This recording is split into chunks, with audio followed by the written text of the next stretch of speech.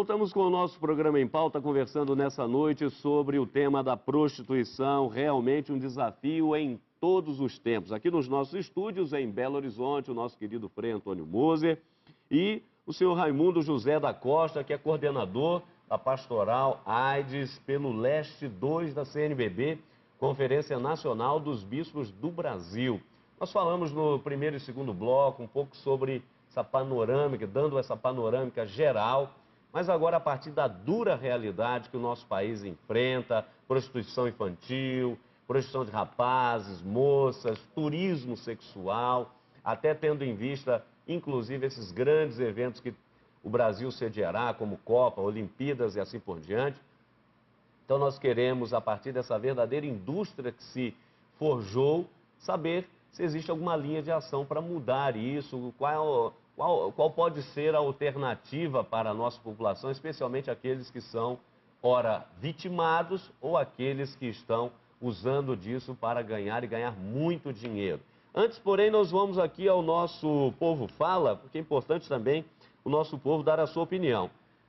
E perguntamos às pessoas nas ruas o que leva você, ou o que leva uma pessoa, melhor dizendo, a se prostituir. Quais são as razões? Vamos ver o que as pessoas responderam. A necessidade, né? Acho que é necessidade. A falta de qualificação profissional, em primeiro lugar, entendeu? A falta de opção, tipo curso, alguma coisa que o governo possa oferecer, entendeu? A questão, assim, de berço também, educação, por aí vai. Tem vários fatores que podem influenciar. Mas acho que o que mais tem força mesmo é a necessidade que a pessoa pode ter. Necessidade. Acho que tá faltando. Na realidade é emprego, né? Eu acho que é falta de instrução familiar mesmo, às vezes a ausência da família. Necessidade, eu imagino. Ou sem vergonhice. Pode ser condição financeira, pode ser diversos outros motivos. Acho que não é falta de opção de trabalho, não. Eu acho que trabalho tem muito trabalho aí. Eu acho que são vários fatores, né? Dentre eles a baixa autoestima, falta de oportunidade, falta de visão de futuro. São vários fatores, é algo bem complexo, eu acho. Tá certo. Agora, professor, eu pergunto, por favor, qual a sua opinião quando um parlamentar, que nós temos esse deputado federal e um ativista gay, o Jay Willis, do PSOL do Rio de Janeiro, que quer legalizar a prostituição no Brasil. Nós estamos falando de uma realidade. Prostituição é uma realidade, agrega crianças, jovens, adultos, existe uma verdadeira indústria, isso aí não é novidade para ninguém. O telespectador que está nos acompanhando sabe perfeitamente disso. Alguns trabalhos existem, a opinião da população está aí, muita gente não vê isso como o fim de uma pessoa, não tem que ser por aí. Infelizmente se vai por N motivos, mas, no entanto, nós nos deparamos com um parlamentar que quer legalizar. Qual a sua opinião? O senhor é a favor ou é contra? Tem que ver o processo, por que nós chegamos já a essa discussão da legalização da prostituição como uma profissão. Primeiro houve toda uma atenção, vamos dizer assim, uma mobilização das autoridades, que aconteceu o Encontro das Américas para o enfrentamento da prostituição, que foi em 93. Em 96 houve aquela CPI, né? Uma CPI do enfrentamento da prostituição infantil. E aí a sociedade, de certa forma, se mobilizou, e por isso nós estamos aqui discutindo isso também, né?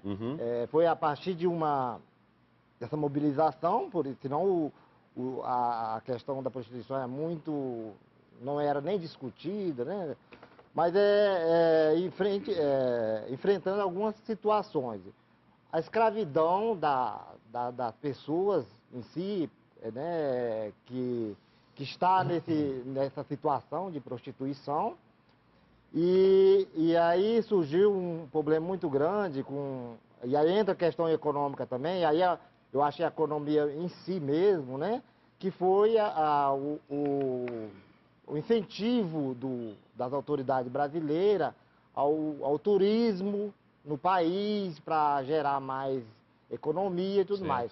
E junto com esse incentivo do turismo, as empresas que estão vendendo seus pacotes turísticos estavam incluindo, ou ainda estão, não sei, eu não posso mais afirmar isso com certeza, porque eu não estou investigando isso, né? Mas existia dos pacotes turísticos a venda das pessoas, né? E aí é muito presente a adolescente de 15 anos nesses pacotes turistas, né? Que tá assim uma coisa de bárbara, né? Uma coisa de alarmante. E aí foi onde as autoridades entenderam que a prostituição precisava ser discutida no país. Tanto por esse lado da questão sanitária, da questão da saúde pública, como a questão também da exploração sexual infantil, né? Porque isso, até diante a questão mais política, até diante das autoridades de outros países, de outras organizações de defesa dos direitos humanos, isso seria uma vergonha para o nosso país, né? Deixar essa situação sem controle nenhum. Agora, claro, o Frei Moser, a prostituição, aqui é preciso ser dito, muitos países, inclusive, têm a prostituição aí, uma espécie de legislação, porque é preciso entender, a lei brasileira, a legislação brasileira, através do seu Código Penal, você que está nos acompanhando, ela diz justamente que prostituição não é crime. Não é crime em si a pessoa querer usar do seu corpo como quiser. Isso não é crime, não existe um crime aí em se usar o corpo como lhe aprouver. Não existe o crime aí. Porém, a lei brasileira, através do seu Código Penal, ali 227 a 230, enquadra, penaliza, com reclusão inclusive, pessoas que utilizam de outras para fins lucrativos. Então, manter casas de prostituição, manter pessoas em cárcere privado, crianças, utilização de crianças e assim por diante. Isso sim incorre na criminalidade e essa é a realidade. Agora, o Frei Moser, eu perguntei aqui para o senhor Raimundo a sua opinião. O senhor é a favor ou contra? Veja bem, nós temos que, em primeiro lugar, a palavra-chave que o senhor Raimundo colocou é discutir. Eu acho que todos os problemas devem ser discutidos justamente no aspecto social, no aspecto higiênico, no aspecto ético e assim por diante. Agora, no tocante à lei, uma coisa é legalizar, outra coisa é legislar. Então, qual a função da lei? Você tem várias interpretações. Tem uns que veem na lei um incremento. Ah, vamos liberar, mas para incrementar, não é? De alguma forma para incrementar. Ou para inibir, ou para regulamentar aquilo que já existe. Ou, então, para proteger a parte mais fraca. Então, seria a questão da escravidão, sobretudo aí no caso de criança, mas não só de criança, a parte mais fraca. Evitar a extorsão, não é? Os cafetões, aquilo tudo. E eu, pessoalmente, diria, sem negar os outros aspectos da lei, a lei deve educar. Educar significa levar a pessoa a ter consciência. Uma das senhoras fez a observação, falta de autoestima. Então, a lei deve promover a pessoa, a dignidade da pessoa, de tal forma que ela não vá procurar esse tipo de, entre aspas, trabalho, como alguém se referiu. Em outras palavras, depende muito como são conduzidos os debates e como é formulada essa legislação. Se for para educar, se for para proteger o mais fraco, eu acho que tem que haver sim, mas não no sentido de incrementar, de liberou geral, né? Estou entendendo. E esse é o problema. Ok, olha, nós estamos caminhando aqui para o nosso final, mas eu tenho que perguntar, final do programa, perguntar aqui ao senhor Raimundo, que ele é o responsável da pastoral DST, AIDS, não é? Doenças sexualmente transmissíveis, mas dentre elas aí o foco da AIDS, o Leste 2, a CNBB, Conferência Nacional dos Bispos do Brasil. Em termos de ação concreta, pastoral, a partir da sua experiência pastoral, o que tem sido feito, até a partir da igreja, para minimizar isso, para ajudar, para, quem sabe, dar uma outra direção para as pessoas que, infelizmente, acabaram ingressando nesse mundo e que a gente sabe tem toda a decorrência também das drogas, também das doenças e assim por diante. Por favor. Olha, como igreja, e a pastoral é um trabalho da igreja, o que nós temos feito é defender a vida. E toda a ação da igreja é em defesa da vida. Então, tudo que põe a vida em situação de ameaça, eu acho que a igreja tem que estar presente, né? E existe a pastoral da mulher marginalizada, que é um trabalho da igreja, que vive e convive, né, com as mulheres no seu local onde elas vivem, né, presta esse serviço, vamos dizer assim, à sociedade, e que ajuda essas mulheres a discutir sua situação. Como o Frei Mozo falou, discutir também a sua condição de pessoas, né?